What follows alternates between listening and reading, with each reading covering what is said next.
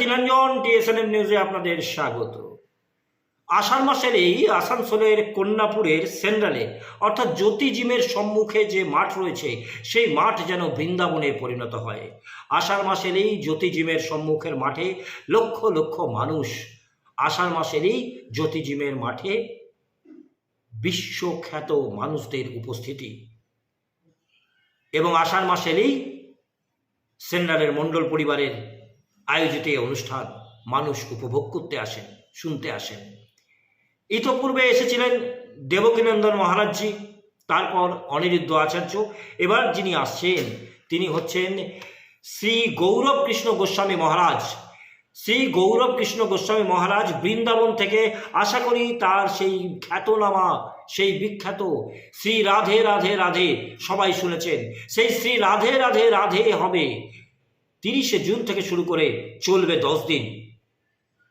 আজকের সমাজে সমাজনীতি, অর্থনীতি, রাজনীতি, বিভিন্ন নীতিতে জড়িয়ে রয়েছে সাধারণ মানুষ।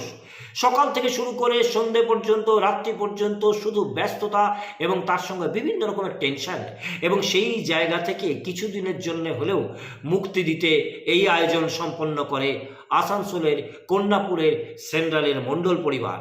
এবং সেই সেন্ট্রালের জ্যোতি জিমের সম্মুখে যে মাঠ রয়েছে, বিশাল মাঠ, সেই মাঠে লক্ষ মানুষ তারা উপস্থিত হন।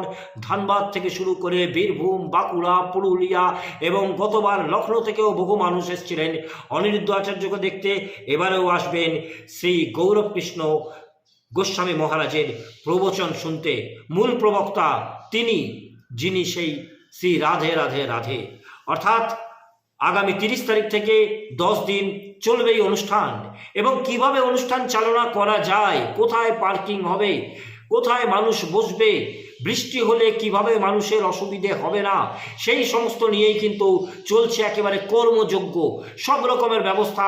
ঠিক বিগত দিনগুলোতে সুন্দর পরিবেশের মধ্যে, সুন্দর ব্যবস্থাপনার মধ্যে যেভাবে এই অনুষ্ঠান আয়োজিত হয়েছিল, ঠিক সেরকমের ব্যবস্থা এবং তার থেকে আরও উন্নত ব্যবস্থা করতে চলেছে এই মণ্ডল পরিবারের সদস্যরা এবং তার সঙ্গে আপামর সাইকেল সেন্ট্রালের যে সমস্ত বাসিন্দারা রয়েছেন তারা। আগামীকাল অর্থাৎ 30 জুন থেকেই শুরু হবে অনুষ্ঠান এবং প্রারম্ভ হবে 1 তারিখ থেকে। অর্থাৎ ঠিক যেমন আগেরবার প্রচুর মানুষের উপস্থিতি ছিল, সে ছবিও আমরা দেখাবো, এবং এবারেও কিন্তু আশা করা হচ্ছে তার থেকে বেশি মানুষের উপস্থিতি হবে। কিছুদিনের জন্য হলেও শান্তি পাবেন সাধারণ মানুষ, মুক্তি লাভ করবেন এই সমস্ত টেনশন, চিন্তা থেকে। এবং প্রতিদিনের কী কী অনুষ্ঠান, কী কী হবে দেখাবো আমরা। দেখতে থাকুন আমাদের চ্যানেল।